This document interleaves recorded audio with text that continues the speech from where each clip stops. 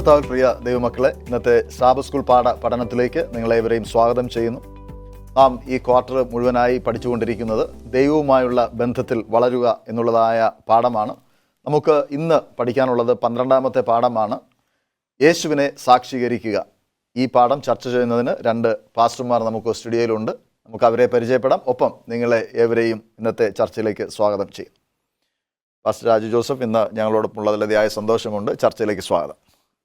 അതുപോലെ പാസ്റ്റർ മഹേഷ് ഞങ്ങളോടൊപ്പമുള്ളതിൽ സന്തോഷമുണ്ട്. പാസ്റ്ററേയും ഇന്നത്തെ ചർച്ചയിലേക്ക് സ്വാഗതം ചെയ്യുന്നു. ഈ ആഴ്ചത്തെ പാഠം പറയുന്നത് നാം എപ്രകാരമാണ് കർത്താവ് യേശു ക്രിസ്തുവിനെ സാക്ഷീകരിക്കേണ്ടത് എന്നുള്ളതിനെക്കുറിച്ചാണ്.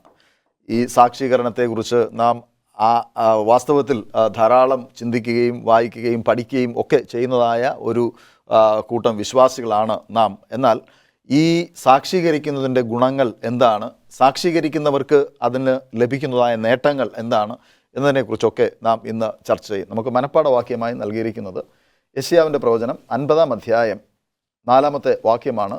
അതിപ്രകാരം പറയുന്നു: തളർന്നിരിക്കുന്നവനെ വാക്കുകൊണ്ട് താങ്ങുവാൻ അറിയേണ്ടതിന് യഹോവയായ കർത്താവ് എനിക്ക് ശിഷ്യന്മാരുടെ നാവ് തന്നിരിക്കുന്നു.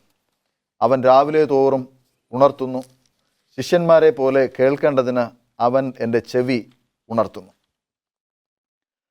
പാസ്റ്റർ മഹേഷ്, കർത്താവ് യേശു ക്രിസ്തു സ്വർഗാരോഹണം ചെയ്തു പോകുന്നതിന് മുൻപായി തൻ്റെ ശിഷ്യന്മാരോടായി അഥവാ നമ്മോടായി ഒരു ദൗത്യം ഏൽപ്പിച്ചിട്ട് പോയി. നാം മത്തായിയുടെ സുവിശേഷം 28-ാം അധ്യായം അതിൻ്റെ 18 മുതൽ 20 വരെയുള്ളതായ വാക്യങ്ങളിൽ ആ ദൗത്യ ഭാഗം കാണുവാൻ തക്കവണ്ണം സാധിക്കും. ഈ ദൗത്യം നമ്മോട് എന്താണ് പറയുന്നത്? ഇവിടെ കർത്താവ് യേശുക്രിസ്തു പറയുന്നത്, ആകാശത്തിലും ഭൂമിയിലും സകല അധികാരവും സ്വർഗത്തിലെ ദൈവത്തിൻ്റെ കർത്താവ് യേശുക്രിസ്തുവിന് നൽകപ്പെട്ടിരിക്കുന്നു. അതുകൊണ്ട് ആ അധികാരത്തിൽ കർത്താവ് യേശുക്രിസ്തു ക്രിസ്തുവിൻ്റെ പിൻഗാമികളോട് പറയുകയാണ്, ആകയാൽ നിങ്ങൾ പുറപ്പെട്ട് പിതാവിൻ്റെയും പുത്രൻ്റെയും പരിശുദ്ധാത്മാവിൻ്റെയും നാമത്തിൽ സകലരെയും സ്നാനം കഴിപ്പിച്ച് ഞാൻ നിങ്ങളോട് ഉപദേശിച്ച കാര്യങ്ങളൊക്കെയും അവരെ പഠിപ്പിച്ച് ശിഷ്യരാക്കിക്കൊള്ളുവാനാണ് കർത്താവ് യേശുക്രിസ്തു പറയുന്നത്. അപ്പോൾ നമ്മൾ പുറപ്പെട്ട് കർത്താവായ യേശുക്രിസ്തുവിനെ കുറിച്ച് ഈ ലോകത്തോട് അറിയിക്കണമെന്നും അവർ കേട്ട് വിശ്വസിച്ച് കഴിഞ്ഞാൽ അവരെ സ്നാനപ്പെടുത്തി ദൈവസഭയോട് ചേർക്കണമെന്നും ദൈവം നമ്മെ ഉപദേശിച്ചിരിക്കുന്നതായിട്ടുള്ള കാര്യങ്ങളൊക്കെയും അവരെ അറിയിക്കണമെന്നും കർത്താവ് യേശുക്രിസ്തു ഇവിടെ പറഞ്ഞിരിക്കുന്നു. ക്രിസ്തു ചെയ്യുന്നതായിട്ടുള്ള വാഗ്ദത്തം, ആ കർത്താവ് യേശുക്രിസ്തു ലോക അവസാനത്തോളം നമ്മളോട് കൂടെ ഇരിക്കും എന്നാണ് ക്രിസ്തു പറഞ്ഞിരിക്കുന്നത്. ഇതേ ക്രിസ്തുവിൻ്റെ വീണ്ടും വരവിന് അടയാളമായിട്ട് പറഞ്ഞിരിക്കുന്നത് മത്തായിയുടെ സുവിശേഷം 24-ാം അധ്യായം അതിൻ്റെ 14-ാമത്തെ വാക്യം, രാജ്യത്തിൻ്റെ ഈ സുവിശേഷം സകല ജാതികൾക്കും സാക്ഷ്യമായി ഭൂലോകത്തിലൊക്കെയും പ്രസംഗിക്കപ്പെടും, അപ്പോൾ അവസാനം വരും. ഇവിടെ ലോക അവസാനത്തോളം നമ്മളോട് കൂടെ ഇരിക്കാമെന്ന് വാഗ്ദത്തം ചെയ്ത ക്രിസ്തു പറയുകയാണ്, ആ രാജ്യത്തിൻ്റെ സുവിശേഷം സകലരിലും എത്തിയെങ്കിൽ മാത്രമേ ഈ ലോകം അവസാനിക്കുകയുള്ളൂ എന്നും ക്രിസ്തുവിൻ്റെ വരവ് സംഭവിക്കുകയുള്ളൂ എന്നും ആ സമയം വരെയും കർത്താവ് യേശുക്രിസ്തു നമ്മളോട് കൂടെ ഇരിക്കും എന്നുള്ള വലിയ വാഗ്ദത്തം ക്രിസ്തു നൽകിയിരിക്കുന്നു. അതുകൊണ്ട് നമ്മൾ പ്രത്യാശയുള്ളവരായിട്ട് ദൈവം നമ്മെ ഏൽപ്പിച്ചിരിക്കുന്നതായിട്ടുള്ള ദൗത്യം നമ്മൾ ശക്തിയോടെ ചെയ്യേണ്ടതിൻ്റെ ആവശ്യകതയെക്കുറിച്ച് ഇവിടെ ക്രിസ്തു പറഞ്ഞിരിക്കുന്നു. പാസ്റ്റർ രാജു, കർത്താവ് യേശുക്രിസ്തുവിനെ സാക്ഷീകരിക്കുന്നതിലൂടെ നമുക്ക് ലഭിക്കുന്നതായ ഗുണങ്ങൾ എന്താണ്? സാക്ഷീകരണം എന്ന് പറയുന്നത് നമ്മൾ കർത്താവായ യേശുക്രിസ്തുവിനെ നമ്മുടെ സ്വന്തം രക്ഷിതാവായി സ്വീകരിച്ചതിന് ശേഷമുള്ളതായ ഒരു ജീവിത അനുഭവമാണ്. സാക്ഷീകരണമെന്ന് നമ്മൾ ഉദ്ദേശിക്കുമ്പോൾ മനസ്സിലാക്കുന്നത്, പലപ്പോഴും അനുഭവങ്ങളില്ല എങ്കിൽ നമുക്ക് സാക്ഷീകരണം ഉണ്ടാകുകയില്ല. അപ്പോൾ ക്രിസ്തു നമ്മുടെ ജീവിതത്തിൽ എപ്രകാരം വിലപ്പെട്ടതാണ്, നമ്മുടെ ജീവിതത്തിൽ എന്ത് മാറ്റങ്ങളാണ് വരുത്തിയത്, ക്രിസ്തുവുമായിട്ടുള്ള ബന്ധത്തിൽ അത് എത്രമാത്രം ജീവിതത്തിൻ്റെ വ്യതിയാനങ്ങളെ വിവേചിച്ചറിയുവാൻ തക്കവണ്ണം ഇടയാക്കി തീർത്തു, ഇതൊക്കെ നാം പങ്കുവയ്ക്കുമ്പോൾ മറ്റുള്ളവർക്ക് ഇതൊരു ഉത്തേജനമായി മാറും. ഒരു സാക്ഷ്യം അനേകരെ എങ്കിലേക്ക് രക്ഷയെക്കുറിച്ച് അല്ലെങ്കിൽ ക്രിസ്തുവിനെക്കുറിച്ച് ഉള്ള സന്ദേശം എത്തിക്കുവാനായിട്ട് ഇടയായിത്തീരുന്നു എന്ന് നമുക്ക് കാണുവാൻ സാധ്യമാകും. അതുകൊണ്ട് ഇവിടെ പറയുന്നു, നമുക്ക് വേദപുസ്തകം തന്നെ പരിശോധിക്കുമ്പോൾ അപ്പോസ്തല പ്രവർത്തികൾ 1-ാം അധ്യായം അതിൻ്റെ 8-ാമത്തെ വാക്യം വായിക്കുമ്പോൾ പറയുന്നു, പരിശുദ്ധാത്മാവ് വരുമ്പോൾ നിങ്ങൾ ശക്തി പ്രാപിച്ചിട്ട് യെരുശലേമിലും യഹൂദയിലും ശമരിയയിലും ഭൂലോകത്തൊക്കെയും എന്ത് ചെയ്യും, എൻ്റെ സാക്ഷികളാകുന്നു എന്ന് പറയും. അപ്പോൾ അവിടെ എല്ലാം സാക്ഷ്യത്തിന് വലിയൊരു പ്രാധാന്യമുണ്ട്.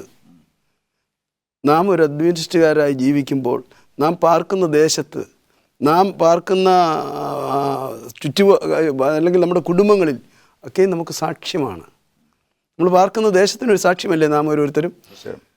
അതുപോലെ തന്നെ നമ്മുടെ കുടുംബങ്ങളിൽ, നമ്മുടെ കൂടിവരവുകളിൽ നാം ഒരു സാക്ഷ്യമുള്ളവരായിരിക്കണം. അങ്ങനെ അനേകരിലേക്ക് യേശുക്രിസ്തുവിനെ യഥാർത്ഥമായ ക്രിസ്തീയ ജീവിതത്തിൽ കൂടി യേശുക്രിസ്തുവിനെ ഉയർത്തി കാണിക്കുവാൻ സാധ്യമാകും. കാരണം ഇന്നത്തെ പൊതുസമൂഹം ക്രിസ്തീയ സമൂഹത്തെ പോലെ തന്നെ മറ്റെല്ലാ ക്രിസ്തീയ സമൂഹങ്ങളുടെ ഇടയിൽ നാം വ്യത്യസ്തതയുള്ളവരാണ്. അപ്പോൾ നമ്മുടെ സാക്ഷ്യമെന്ന് പറയുന്നത് മറ്റുള്ളവർക്ക് എപ്പോഴും യേശുക്രിസ്തുവിനെ വിവേചിച്ചറിയുവാൻ കഴിയുന്ന ഒന്നായി മാറും നമ്മൾ നല്ല സാക്ഷ്യമുള്ളപ്പോൾ. പാസ്റ്റർ, ആദിമ സഭയിലുള്ളതായ വിശ്വാസികൾ കർത്താവായ യേശുക്രിസ്തുവിന് വേണ്ടി എപ്രകാരമാണ് സാക്ഷ്യം വഹിച്ചത്? ഇവിടെ ആദിമസഭയെക്കുറിച്ച് ചിന്തിക്കുമ്പോൾ നമുക്ക് കാണുവാൻ സാധിക്കും, കർത്താവ് യേശുക്രിസ്തു പോകുന്നതിന് മുമ്പ് പരിശുദ്ധാത്മാവ് എന്ന കാര്യസ്ഥനെ അവർക്ക് വാഗ്ദത്വം നൽകി. ആ ക്രിസ്തുവിൻ്റെ സ്വർഗാരോഹണത്തിന് ശേഷം 10 ദിവസങ്ങൾക്ക് ശേഷം പെന്തക്കോസ്തു നാളിൽ ആ പരിശുദ്ധാത്മാവ് ശിഷ്യന്മാരുടെ ഇടയിലേക്ക് കടന്നു വരികയും ആ പരിശുദ്ധാത്മാവിനാൽ അഭിഷേകം പ്രാപിച്ച പത്രോസ് അപ്പോസ്തലൻ്റെ അത്ഭുതകരമായ സുവിശേഷ പ്രവർത്തനത്തെ നമുക്കവിടെ കാണുവാൻ സാധിക്കും. അവിടെ നിന്ന് നോക്കുമ്പോൾ ഈ ക്രിസ്തുവിൻ്റെ ശിഷ്യന്മാരുടെ സാക്ഷീകരണത്തിൻ്റെ ഫലമായിട്ട് അവിടെ 12 പേര് 70 പേര് 70 മാറുന്നതും 70 3000 മാറുന്നതും 3000 ലോകത്തിൻ്റെ നാനാഭാഗത്തും അനേകം ശിഷ്യന്മാരെ അല്ലെങ്കിൽ കർത്താവ് യേശുക്രിസ്തുവിൻ്റെ പിൻഗാമികളെ ഉണർത്തിക്കുന്നതായിട്ടും കാണുവാൻ സാധിക്കും. എന്നാൽ ഇവിടെ നമുക്ക് കാണുവാൻ സാധിക്കും, ഒരു വശത്ത് രാജ്യത്തിൻ്റെ സുവിശേഷം ദ്രുതഗതിയിൽ പോവുകയും അനേകർ കർത്താവ് യേശുക്രിസ്തുവിനെ രക്ഷിതാവായി സ്വീകരിക്കുകയും ചെയ്യുന്ന വേളയിൽ അവിടെ വലിയ പീഡനവും സംഭവിച്ചു കൊണ്ടിരിക്കുന്നു. ക്രിസ്തുവിൻ്റെ പ്രിയപ്പെട്ട ശിഷ്യനായിരിക്കുന്ന യാക്കോബ് അപ്പോസ്തലനെ അവർ വാളിൻ്റെ വായ്ത്തലയാൽ വെട്ടിക്കൊല്ലുന്നു. അതിനുശേഷം സ്തേഫാനോസിനെ കല്ലെറിഞ്ഞു കൊല്ലുന്നു. അങ്ങനെ അതിനുശേഷം നാനാവിധമായിട്ടുള്ള പീഡനങ്ങൾ ശിഷ്യന്മാർക്കുണ്ടാകുന്നു.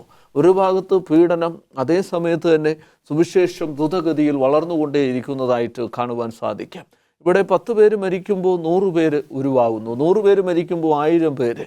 അങ്ങനെ സാക്ഷ്യം അവരുടെ ജീവിതത്തിൽ നിന്നും അവർ ക്രിസ്തുവിനെ എടുത്ത് കാണിക്കുമ്പോൾ ഈ ക്രിസ്തുവിനെ ഉപദ്രവിച്ച വ്യക്തികൾ പോലും പിൽക്കാലത്ത് ആ ക്രിസ്തുവിന് സാക്ഷികളായി തീരുന്നതായിട്ട് കാണുവാൻ സാധിക്കും. അപ്പോൾ ഈ അന്ത്യനാളുകളിലും അതുപോലെ ദൈവത്തിൻ്റെ ആത്മാവിനെ ദൈവം നമുക്ക് പകർന്നു നൽകുമെന്നും ആ ആത്മാവിനാൽ നമ്മൾ കൃത്യതയോടെ ദൈവത്തിന് സാക്ഷികളാകുമ്പോൾ ഇതുപോലുള്ള പിന്മഴയുടെ അനുഭവം ഉണ്ടാകുമെന്നും നമുക്ക് കാണുവാൻ സാധിക്കും. തീർച്ചയായും നമുക്ക് ചെറിയൊരു ഇടവേളയുടെ സമയമാണ്. പ്രിയ പ്രേക്ഷകരെ, ഒരു ചെറിയ ഇടവേളയ്ക്ക് ശേഷം ഞങ്ങൾ മടങ്ങി വരും. ഞങ്ങളോടൊപ്പമായിരിക്കും. പ്രിയ ദൈവമക്കളെ, ഈ ചർച്ചയിലേക്ക് വീണ്ടും നിങ്ങളെ സ്വാഗതം ചെയ്യുന്നു. പാസ്റ്റർ രാജു, ദൈവത്തിനു വേണ്ടി എപ്രകാരമാണ് ആദിമ സഭയിലുള്ളതായ വിശ്വാസികൾ സാക്ഷ്യം വഹിച്ചത് എന്നുള്ളതിനെക്കുറിച്ച് നാം പാസ്റ്റർ മഹേഷിൽ നിന്ന് കേട്ട് കഴിഞ്ഞു. ഈ ആദിമ സഭയിലുള്ളതായ ആളുകളുടെ ആവശ്യങ്ങളെ കണ്ടപ്പോൾ കർത്താവ് യേശുക്രിസ്തു എപ്രകാരമാണ് പ്രവർത്തിച്ചത്? വാസ്തവത്തിൽ കർത്താവായ യേശുക്രിസ്തുവിൻ്റെ പ്രവർത്തന രീതി തന്നെ നാം ഒന്ന് മനസ്സിലാക്കേണ്ടിയിരിക്കുന്നു. കർത്താവ് വ്യത്യസ്തമാകുന്ന ആളുകളെയാണ് വ്യത്യസ്തമാകുന്ന സാഹചര്യങ്ങളിൽ കാണുന്നതായിട്ട് നമുക്ക് കാണുവാൻ സാധ്യമാകും. ആവശ്യങ്ങളും വ്യത്യസ്തമാണ്. ഉദാഹരണത്തിന് കാനാവിലെ കല്യാണത്തിന് കർത്താവ് ചെന്നപ്പോൾ അവിടുത്തെ വീഞ്ഞാണ് തീർന്നു പോയത്. അതേസമയത്ത് കുരുടരായ ആളുകൾ കണ്ടപ്പോൾ കുരുടന്മാർ പറയുന്നു, മുടന്തനായി കിടന്നവനെ പറയുന്നത് എന്നെ സൗഖ്യമാക്കാൻ ദയുണ്ടാകണമെന്ന് പറയുന്നു. അങ്ങനെ വ്യത്യസ്തമാകുന്ന ആവശ്യങ്ങളുള്ള ആളുകളെയൊക്കെയും കർത്താവ് അവരുടെ ആവശ്യങ്ങളെ അവരുടെ ഇച്ഛയ്ക്കനുസരിച്ചല്ല, മറിച്ച് ദൈവഹിതത്തിനനുസരിച്ചാണ് പ്രവർത്തിച്ചത്. ചില ആളുകളെ സൗഖ്യമാകുവാൻ നിനക്ക് മനസ്സുണ്ടോ എന്ന് ചോദിക്കുന്നതായി നമുക്ക് കാണുവാൻ സാധ്യമാകും. അപ്പോൾ ദൈവത്തിന് ഒരുവനോട് ദയ തോന്നിയാൽ അത് ഏത് സാഹചര്യങ്ങളിലാണെങ്കിലും അത് ദൈവഹിതത്തിന് നാം വിടുകയാണ് എങ്കിൽ അത് ദൈവത്തിന് ഹിതമാവണ്ണം പ്രവർത്തിക്കുവാനായിട്ട് ഇടയായി തീരുമെന്നുള്ള കാര്യം നാം മറന്നു പോകരുത്. പലപ്പോഴും നാം ചില ആവശ്യങ്ങൾ ദൈവസന്നിധിയിൽ നിരത്താറുണ്ട്. ഈ ആവശ്യങ്ങളെ നിറവേറ്റപ്പെടുവാൻ സാധ്യമായില്ല എങ്കിൽ നമ്മൾ ഉടനെ നിരാശരായിത്തീരുന്നതുണ്ട്. തീർച്ചയായിട്ടും അപ്രകാരമാകുവാൻ പാടുള്ളതല്ല. ദൈവഹിതത്തിനായിട്ട് നാം വിട്ടുകൊടുക്കണം. ആവശ്യങ്ങളെ ദൈവത്തിൻ്റെ സന്നിധിയിൽ നിരത്തുവാൻ നമുക്ക് സാധിക്കും. അത് ആ സാധിക്കുന്ന സമയത്ത് തന്നെ നാം എന്ത് ചെയ്യണം? ദൈവത്തിന് പ്രവർത്തിക്കുവാൻ സമയം കൊടുക്കണം. പാസ്റ്റർ മഹേഷ്, നാം മറ്റുള്ളവരുടെ ആവശ്യങ്ങൾക്ക് വേണ്ടി പ്രവർത്തിക്കുമ്പോൾ, മറ്റുള്ളവരുടെ സേവനത്തിനായി നമ്മുടെ ജീവിതം മാറ്റിവെക്കുമ്പോൾ ദൈവം നമ്മെ എപ്രകാരമാണ് കരുതുന്നത്? നമ്മുടെ വിശ്വാസത്തിന് അത് വർധന വരുത്തുവാൻ എന്താണ് കാരണമായി തീരുന്നത്? ഇവിടെ 1 പത്രോസിൻ്റെ ലേഖനം 3-ാം അധ്യായം അതിൻ്റെ 8 മുതൽ 15 വരെയുള്ള വാക്യങ്ങളിൽ അവിടെ ദൈവത്തിൻ്റെ വചനം പറയുന്നു, നമ്മൾ എപ്രകാരമാണ് മറ്റുള്ളവർക്ക് ഈ സാക്ഷ്യമായി തീരേണ്ടത് എന്നും ആ സാക്ഷ്യമായി തീരുന്ന സമയത്ത് നമ്മുടെ ജീവിതത്തിൽ ഉണ്ടാകുന്നതായിട്ടുള്ള പ്രയോജനങ്ങളെക്കുറിച്ചും അവിടെ പറയുന്നതായിട്ട് കാണുവാൻ സാധിക്കും. അവിടെ പറയുന്നത് ഐക്യമത്യപ്പെട്ട് നമ്മൾ പാപത്തെ അല്ലെങ്കിൽ ദോഷമൊന്നും വിചാരിക്കാതെ നമ്മൾ മറ്റുള്ളവരോട് രാജ്യത്തിൻ്റെ സുവിശേഷം അല്ലെങ്കിൽ അവർക്ക് സാക്ഷ്യമായി തീരണമെന്നാണ് പറയുന്നത്. അപ്പോൾ ഇതിൽ നിന്ന് നമുക്ക് കാണുവാൻ സാധിക്കുന്നത് പരിശുദ്ധാത്മാവാകുന്ന ഐക്യത്തിൻ്റെ ആത്മാവിനാൽ നിറഞ്ഞുകൊണ്ട് നമ്മൾ ദൈവഹിതപ്രകാരം ദൈവകൽപ്പനകൾക്കനുസൃതമായിട്ട് നമ്മൾ സമൂഹത്തിന് സാക്ഷ്യമുള്ളവരായിട്ട് നമ്മൾ മറ്റുള്ളവരോട് സുവിശേഷം അറിയിക്കുകയാണ് എങ്കിൽ അവർ തീർച്ചയായും നമ്മിൽ നിന്നും ആ സത്യം മനസ്സിലാക്കുകയും അവരുടെ ജീവിതം ദൈവഹിതപ്രകാരം അനുസരണമുള്ളതായിട്ടുള്ള ഒരു രീതിയിലായി തീരും എന്ന് നമുക്ക് കാണുവാൻ സാധിക്കും. കാരണം നമുക്ക് സാക്ഷ്യമില്ല എങ്കിൽ, നമുക്ക് അനുഗ്രഹിക്കപ്പെട്ടൊരു ജീവിതമില്ല എങ്കിൽ നമുക്ക് മറ്റുള്ളവരെ ഉപദേശിക്കുക അസാധ്യമാണ്. അതുകൊണ്ട് നമ്മൾ ദൈവഹിതപ്രകാരം അവരോട് പറയുമ്പോൾ തീർച്ചയായിട്ടും അവർക്ക് ഒരു മാറ്റത്തിൻ്റെ മാനസാന്തരത്തിൻ്റെ അനുഭവം ഉണ്ടാകും എന്ന് പത്രോസ് അപ്പോസ്തലൻ നമ്മെ പഠിപ്പിക്കുന്നു. പാസ്റ്റർ, നമുക്ക് ഒരു വ്യക്തിയോട് സുവിശേഷം അറിയിക്കണം, കർത്താവ് യേശു ക്രിസ്തുവിനെ സാക്ഷീകരിക്കണമെങ്കിൽ നാം ബേസിക്കായിട്ട് അറിഞ്ഞിരിക്കേണ്ട ചില കാര്യങ്ങൾ എന്തൊക്കെയാണ്? തീർച്ചയായിട്ടും നാം അറിഞ്ഞിരിക്കേണ്ടതായ കാര്യങ്ങളെന്ന് പറയുന്നു, ഒന്നാമതായിട്ട് നമ്മൾ താഴ്മയുള്ളവരായിരിക്കണം. രണ്ടാമത് നാം ചെയ്യേണ്ടതെന്ന് പറയുന്നത് നല്ല ബന്ധം കെട്ടിപ്പടുക്കണം. അത് ഒരു ചുരുങ്ങിയ സമയത്തിനുള്ളിലായിരിക്കും. ഒരാളുമായിട്ട് നമ്മൾ ഇടപെടുമ്പോൾ ആ ഇടപെടുന്ന മാത്രയിൽ തന്നെ അവൻ്റെ ശ്രദ്ധ ആകർഷിക്കുവാനും അല്ലെങ്കിൽ ആ വ്യക്തി നമ്മെ അംഗീകരിക്കുവാനുമുള്ള ഒരു മനസ്സ് നമുക്കുണ്ടാകണം. അതുപോലെ തന്നെ നമുക്ക് സ്നേഹം അവർക്ക് പങ്കുവയ്ക്കുകയും നമുക്ക് അവരോടൊരു ഇഷ്ടം തോന്നുകയും ചെയ്യണം. അതെന്താ പറഞ്ഞാൽ അതൊരു എക്സ്പ്രസീവായിട്ട് അങ്ങനെയുള്ള ഒരു ഇഷ്ടമല്ല, ഒരു സ്വാഭാവികമായിട്ടുള്ളതായ ഒരിഷ്ടം. ആ സ്വാഭാവികമായിട്ടൊരു ബന്ധമാണ് നിലനിർത്തിക്കൊണ്ട് പോകുന്നതെങ്കിൽ ദൈവത്തിൻ്റെ ആത്മാവ് ആ വ്യക്തിയോട് ഇടപെടുവാനായിട്ട് ഇടയായിത്തീരും. അപ്രകാരം ദൈവത്തിൻ്റെ ആത്മാവ് ഇടപെടുമ്പോൾ അദ്ദേഹം എന്ത് വിചാരിക്കുമെന്നറിയാമോ? ഈ മനുഷ്യനെ അല്ലെങ്കിൽ ഈ വ്യക്തിയെ, ആ ഗ്രൂപ്പ് ഓഫ് പീപ്പിള് അവരാരും ആയിക്കൊള്ളട്ടെ, നമ്മൾ ഒരാളാകാം, അതിൽ കൂടുതൽ ആളുകളാകാം, പക്ഷേ അവരുമായിട്ട് എനിക്ക് ബന്ധപ്പെടുന്നത് നല്ലതാണ്. അവരോട് എൻ്റെ മനസ്സ് തുറക്കുവാനായിട്ട് എനിക്ക് സാധ്യമായി തീരും. അവരുടെ സ്വഭാവത്തിൽ നിന്ന് എനിക്ക് മറ്റുള്ളവരിൽ നിന്ന് വ്യത്യസ്തമായ ചില കാര്യങ്ങൾ മനസ്സിലാക്കുവാൻ കഴിഞ്ഞു എന്നുള്ളൊരവസ്ഥയുണ്ടാകും. ആയതുകൊണ്ട് നമ്മുടെ ഓരോ പുതുമുഖങ്ങളെയും വ്യക്തികളെയും നാം കാണുമ്പോൾ നാം ചെയ്യേണ്ടതെന്ന് പറഞ്ഞാൽ നമ്മൾ സ്നേഹത്തോടു കൂടി, അതുപോലെ തന്നെ സ്വാതന്ത്ര്യത്തിൻ്റെ മനസ്സോടുകൂടി, ഒരിക്കലും മറ്റുള്ളവർ നമ്മൾ പറയും നമ്മൾക്ക് എടുത്തു ചാടിയുള്ള സംസാരവും അവരെ വെറുപ്പിക്കുന്ന രീതിയിലുള്ള സംസാരവും, ചിലപ്പോൾ നമ്മുടെ വിശ്വാസത്തെക്കുറിച്ചൊക്കെയാണ് നമ്മൾ പറയുന്നത് എങ്കിൽ ഈ വിശ്വാസം നിങ്ങൾ അങ്ങനെയല്ലേ ഇങ്ങനെയല്ലേ എന്ന് ചോദിച്ചാൽ ഉടനെ തന്നെ അവരെ നമ്മൾ ഖണ്ഡിക്കുവാൻ പോകാൻ പാടില്ല. നമ്മൾക്കവരെ സാവധാനതയോടുകൂടി പറഞ്ഞ് മനസ്സിലാക്കി ഗ്രഹിച്ച് നിങ്ങളതിന് സമയം കണ്ടെത്തി പഠിച്ച് മനസ്സിലാക്കിയതിന് ശേഷം നമുക്ക് വീണ്ടും കണ്ടുമുട്ടാം എന്ന് പറയുന്നു. വേറൊരു കാര്യം കൂടി നമ്മൾ ചിന്തിക്കേണ്ടതെന്ന് പറഞ്ഞാൽ നമ്മൾ ഒരിക്കലും നമുക്കറിയാൻ മേലാത്തൊരു വിഷയത്തെക്കുറിച്ച് ആധികാരികമായി സംസാരിക്കരുത് എന്ന് പറഞ്ഞാൽ ഒരു പഴഞ്ചൊല്ല് പറയുന്ന പോലെ മുറിവൈദ്യൻ ആളെ കൊല്ലുമെന്ന് പറഞ്ഞ പോലെ നമ്മുടെ വിശ്വാസത്തെക്കുറിച്ച് നമുക്ക് അവഗാഹം ഉണ്ടെങ്കിൽ മാത്രമേ ആ വിഷയം നാം സംസാരിക്കാനും പാടുള്ളൂ. അങ്ങനെ ഉണ്ടാകുമ്പോൾ തീർച്ചയായിട്ടും നാം അറിഞ്ഞിരിക്കുന്ന കാര്യങ്ങളെ മറ്റുള്ളവർക്ക് പങ്കുവയ്ക്കാം. നമുക്ക് ഒരു വാഗ്വാദത്തിലേക്ക് നാം ഒരിക്കലും കടക്കരുത്. വാഗ്വാദം ഒരുപക്ഷെ നമുക്ക് വിജയിക്കാൻ സാധിക്കുമായിരിക്കും, പക്ഷേ ആ ആളെ നേടാൻ നമുക്ക് കഴിയാതെ വരും. പാസ്റ്റർ മഹേഷ്, ഒരു വഴിതെറ്റിപ്പോയ ഒരു ആളെ നമുക്ക് എങ്ങനെയാണ് ദൈവസന്നിധിയിലേക്ക് കൊണ്ടുവരാൻ കഴിയുന്നത്?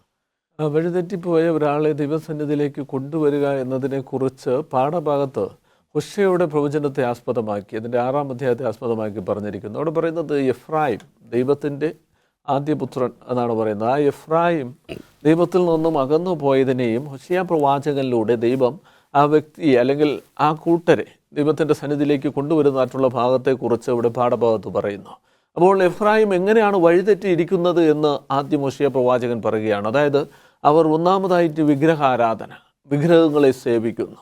അങ്ങനെ വിഗ്രഹങ്ങളെ സേവിച്ചു കൊണ്ടിരിക്കുന്ന അവർ മദ്യപാന്മാരായിരിക്കുന്നു. ഇപ്പോൾ മദ്യപാനം ചെയ്തുകൊണ്ടിരിക്കുന്നു. അതിൻ്റെ ആസക്തി വിടുമ്പോൾ പരാസംഗത്തിലേക്ക് പോകുന്നു എന്നാണ് അവിടെ ഹോശേയ പ്രവാചകൻ പറയുന്നത്. അപ്പോൾ ദൈവത്തിൻ്റെ ജനം, ദൈവം വിളിച്ച ജനം, ദൈവം വീണ്ടെടുത്തതായിട്ടുള്ള ഒരു കൂട്ടം എഫ്രായിം, അവർ ഇപ്പോൾ വിഗ്രഹാരാധനയിലും വെറിക്കൂത്തിലും മദ്യപാനത്തിലും വ്യഭിചാരത്തിലും ആയിരിക്കുന്നതായിട്ടുള്ള വേളയിൽ സ്വർഗത്തിലെ ദൈവം ഹോശേയ പ്രവാചകനിലൂടെ പ്രവർത്തിക്കുന്നതായിട്ടും ഹോശേയ പ്രവാചകന് ആദ്യം അവരുടെ അവസ്ഥ കാണിച്ചു കൊടുക്കുന്നു.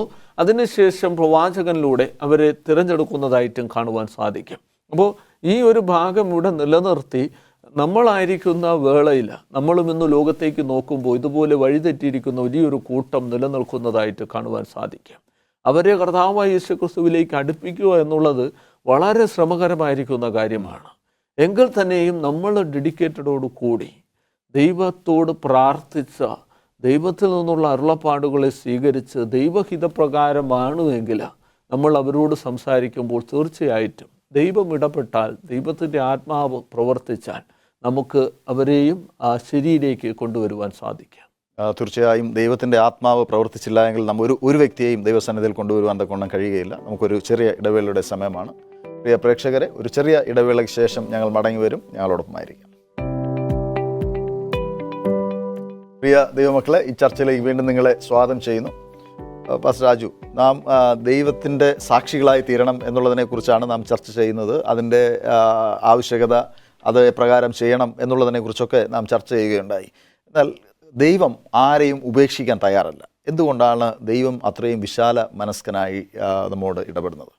ദൈവം മനുഷ്യനെ ഉപേക്ഷിക്കത്തില്ല എന്ന് നാം പറയുവാനുള്ള കാരണം തന്നെ ദൈവത്തിൻ്റെ സ്നേഹമാണ്. മനുഷ്യൻ്റെ സൃഷ്ടി തന്നെ ദൈവത്തിൻ്റെ സ്നേഹമാണ്. ദൈവം മറ്റ് ദൂതന്മാരെക്കാളോ അല്ലെങ്കിൽ മറ്റുള്ളവരെക്കാൾ അല്പം മാത്രം താഴ്ത്തി ഒരു മനുഷ്യരാശി ഉണ്ടാക്കിയത് എന്തിനെന്ന് ചോദിച്ചാൽ ദൈവത്തെ സ്നേഹിക്കുവാനും ദൈവത്തിൻ്റെ കരുതലിലായിരിക്കാനുമാണ്.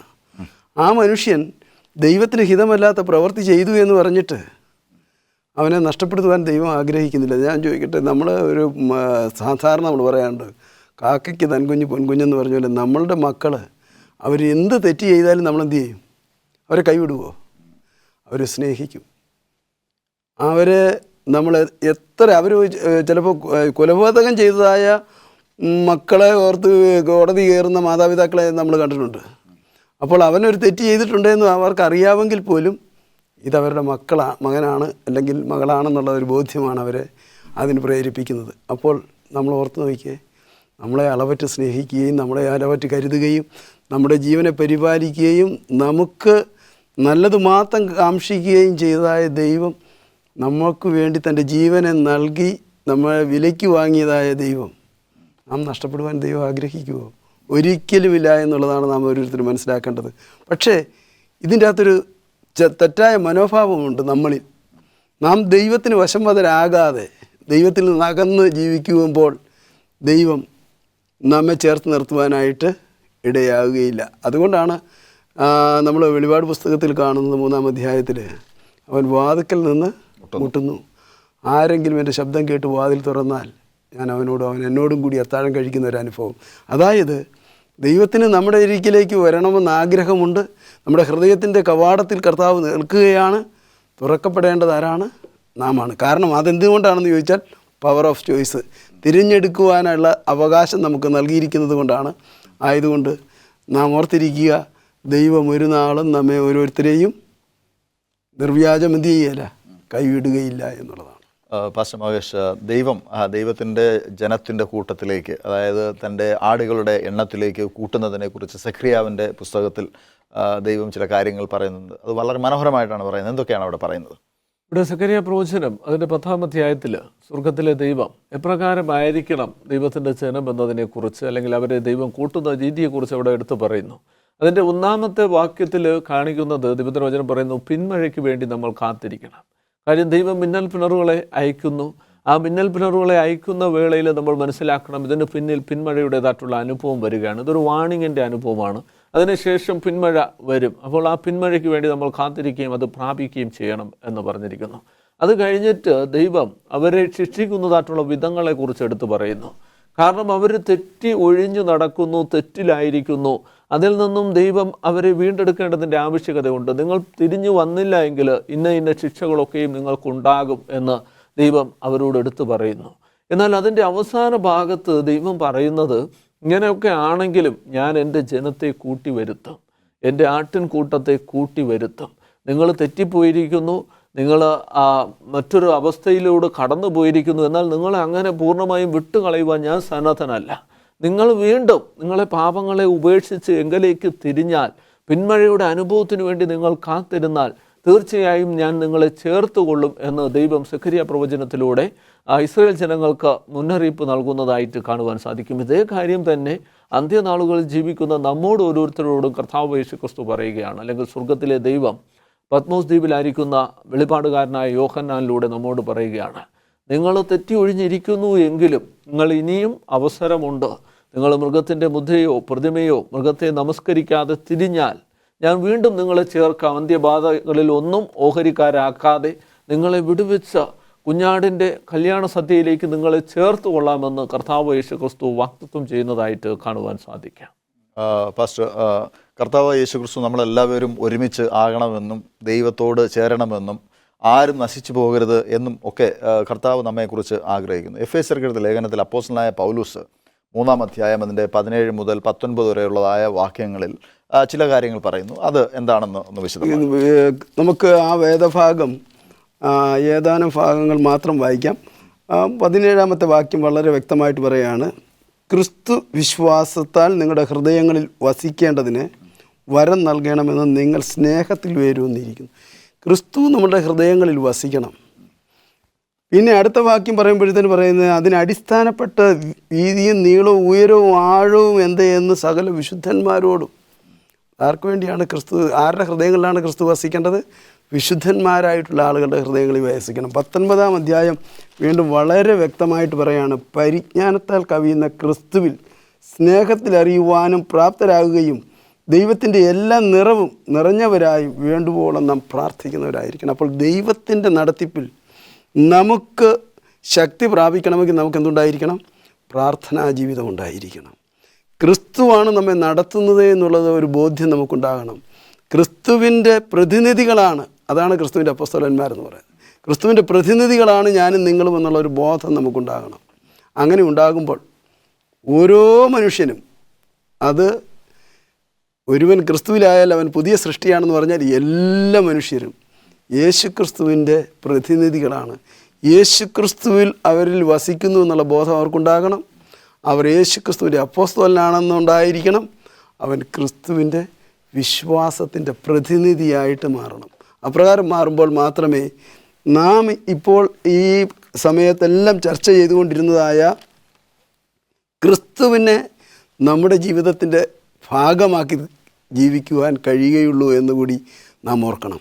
തീർച്ചയായിട്ടും കർത്താവ് യേശു ക്രിസ്തു നമ്മുടെ ഹൃദയങ്ങളിൽ വസിക്കുമ്പോഴാണ് നാം ക്രിസ്തുവിനുള്ളവർ എന്ന് നമുക്ക് സ്വയമേ പറയുവാൻ തക്കവണ്ണം കഴിയുന്നത്.